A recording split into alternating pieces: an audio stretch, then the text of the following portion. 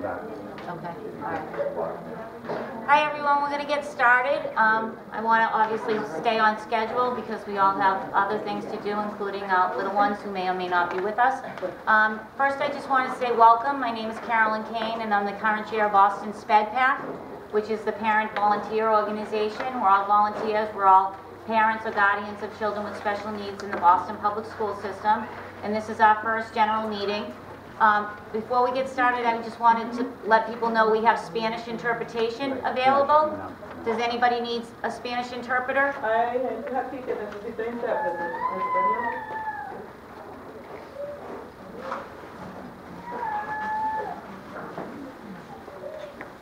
Okay, so can I just get a poll of hands with regard to how you found out about tonight's meeting, because we're trying to make outreach a big push this year. How many people got a flyer in their child's backpack? Okay, and how many people got the Connect Ed call? Okay, so we're getting more people through the Connect Ed. Okay, we're going to try to make a better success rate of getting those flyers home to you as well, just because the Connect Ed call goes out, 2 and 3 days before the meeting, but the flyer you should get it a week before the meeting, just for planning purposes. John St. Amand's the vice chair. He's going to go over the new website that he's established for us and walk you through that, and there's all information on that as well. So I'm going to let BPS start off this evening, and then we're going to talk about starting the year up right, and then John's going to talk about the technology update. We're also going to give you a little bit of a personal perspective on sort of why we became involved in BostonSpedPac and sort of our little journey on the special ed path. Okay, so Eileen Nash is the Deputy Superintendent for Individualized Learning. Thank you, Carolyn. And I also want to bring up our Assistant Superintendent of Special Education, which is John Veer. Many of you might already know John. And I also want to acknowledge 2 of our staff members that are here tonight that have just joined the staff of special education. This is Hillary Shea, who comes with a great deal of knowledge about inclusion. She's formerly been a teacher at the Mason School. She also taught courses over at Harvard. I actually was in her course for data. So we welcome Hillary. And I also, thank you. She's excited.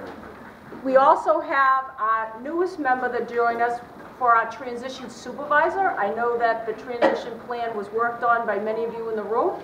So this is Erica Sandlin, and she is now our transition supervisor. So thank you very much. I want to just briefly take a few minutes to say thank you for allowing us to partner with you to give your kids and our students the best possible services that we can. So I wanted to say thank you up front. I wanted to take this opportunity to give you a brief overview of what the priorities have been, along with delivering good, high-quality service and instruction in the classrooms. The department has to take on some initiatives systemically. John, were you going to be able to do my man? So, right up to date, when I came in January, we had a priority of an inclusion plan.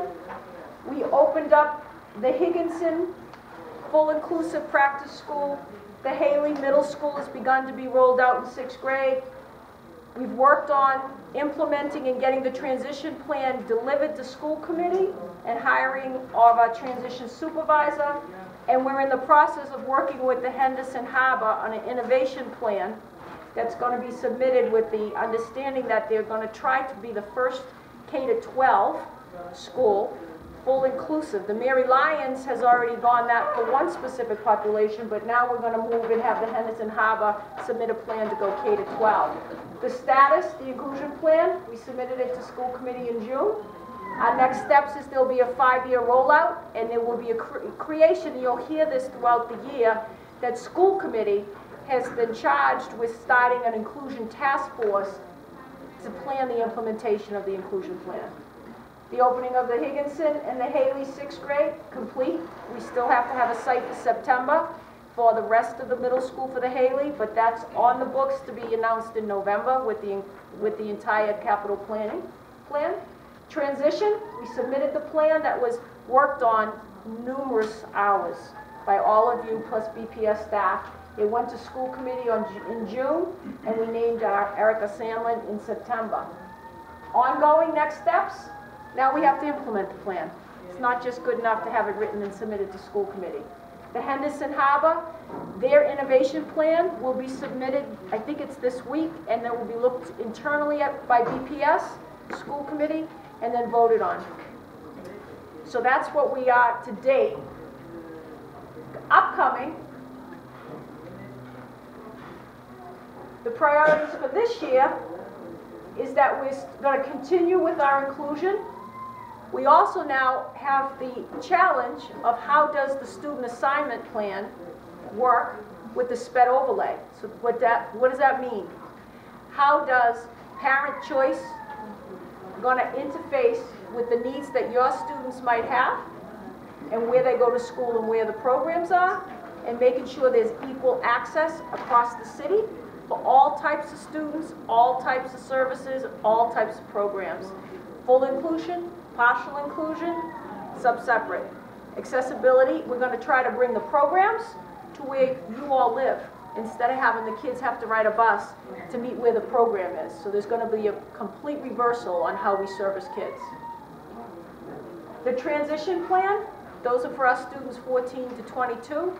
That's another initiative that we're going to have to take on, because we're going to have to implement this. So we're going to be working with the state, and we're going to be actually working with the subcommittee in order how we're going to roll that out.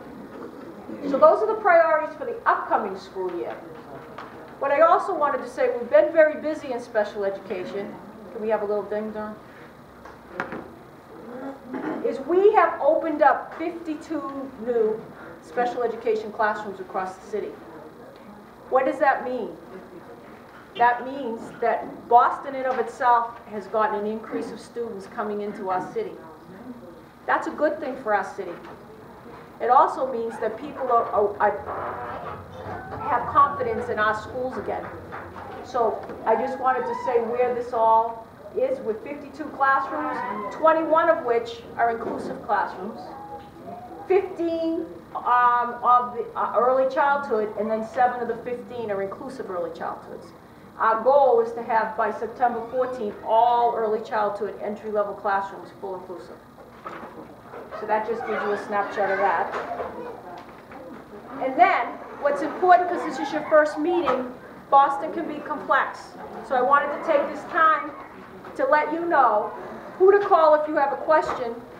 Your first call should be right to the school that your child attends. It's called a coordinator. If you can't get an answer at the school level by the coordinator or the principal, every single school has a network liaison supervisor. That should be the second call. If you don't get a call back, or you feel that you're frustrated with the answer, the next level up in your third call should be right to the special education assistant director. Now, we left a handout over here. Can you just open up so they can see it? With every school listed, John has it here, and that will tell you where your school is, the name of the supervisor, and the name of the assistant director. So we left that at the door for you, so you will have equal access to immediately know who to call if you have questions.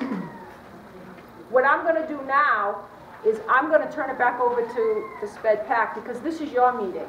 I'm going to go in the next office for if there's any questions or anything that people might want to ask offline. But I will entertain any general questions now in front of the group if anybody has any questions.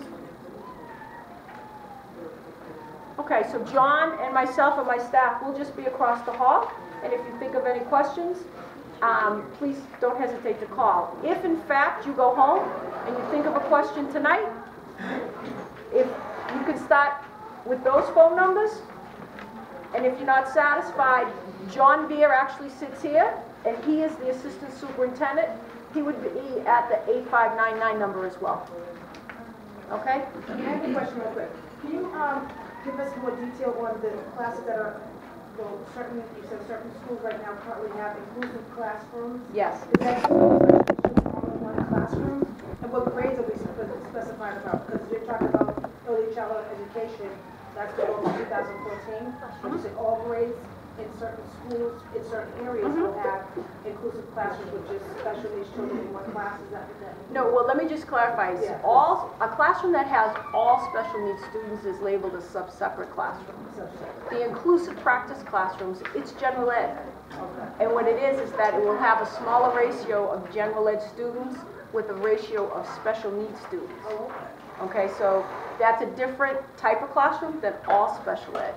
The 5-year plan that we're going to roll out is going to tackle how do we do that in 125 schools. Not just do it, because we could do it tomorrow, but we want it to be quality, and so that you know when your child is recommended for an inclusive practice classroom, that the teachers have been well trained, because remember, they have to have the general ed plus the special ed ability, so that we're not going to just do it very quickly, we're going to go slow. So that's why I mentioned right now the early childhood. It doesn't mean that as a child's in an older grade, and that's what your child needs, then we will respond that way. But right now, we're not equipped as far as having the teachers' licensures in place and having the professional development done for the whole district. So that's why we want to be methodical about it. And that's what the school committee is going to be working with us. We're going to have some SpedPac parents represent you on that committee to say how do we best roll it out purposefully. In the back? I just have a question in terms of like physical ed, because a lot of times if the kids are able to burn out some of that energy, they're able to be more productive in class. Are they thinking about adding that in so that we are able to maximize what, because right now in some set of classrooms the kids, most of their phys ed is like if they go to PTOT or whatever, there's really not an allotted time for them to sort of run out that energy.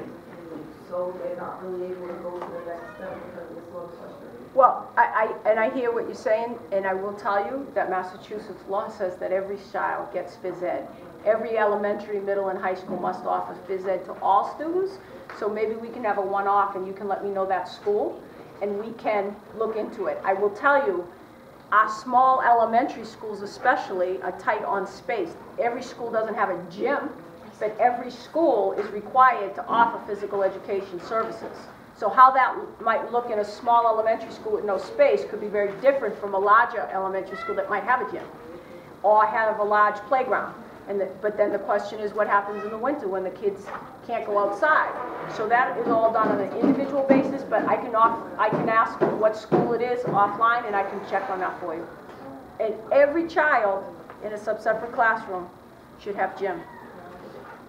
Okay, so we want to make sure that you know that that's a requirement. How many times do they go to that gym? Once a week? Most of the elementary schools do it once a week.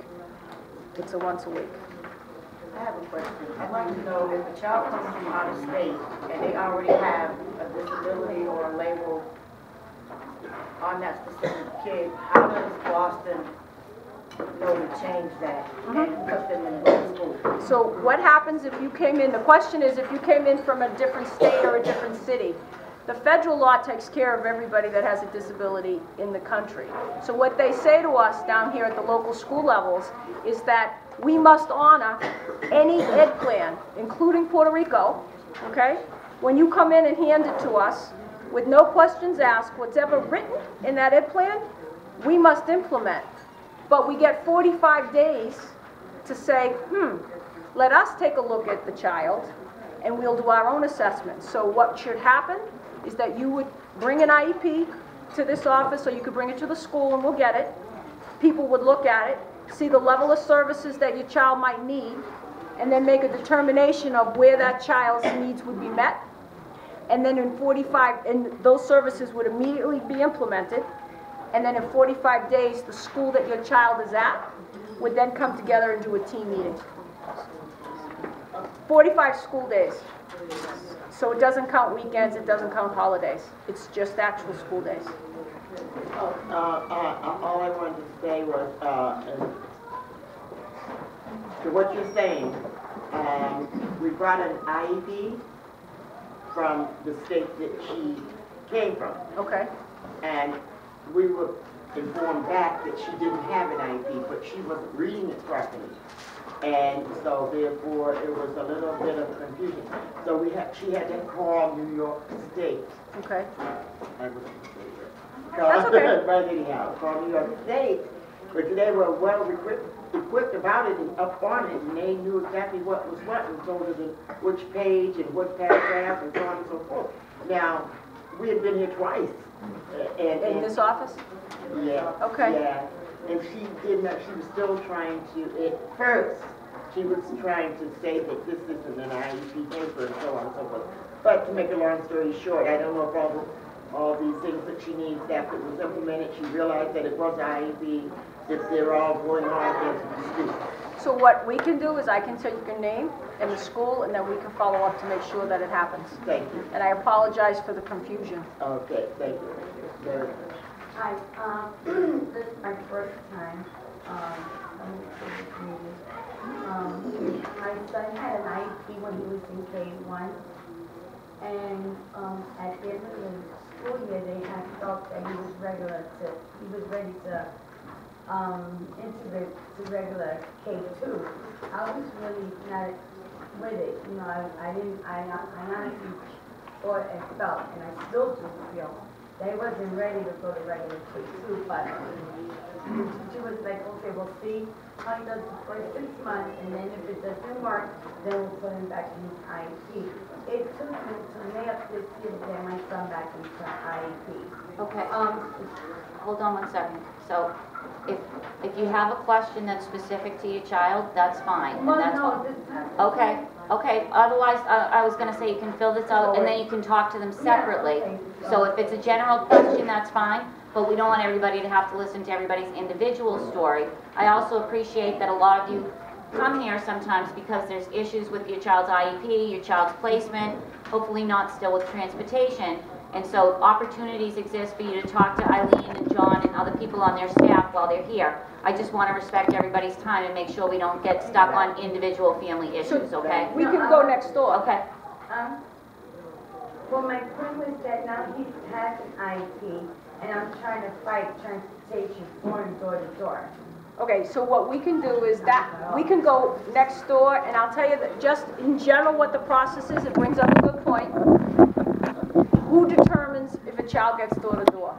That's a team decision based at the IEP team. That's not one person's decision. So in other words, when you have an IEP team process, the team comes together and determines what levels of services that the student might need. They will also address the question, does the disability impact such that the child will need door to door and cannot get to school safely?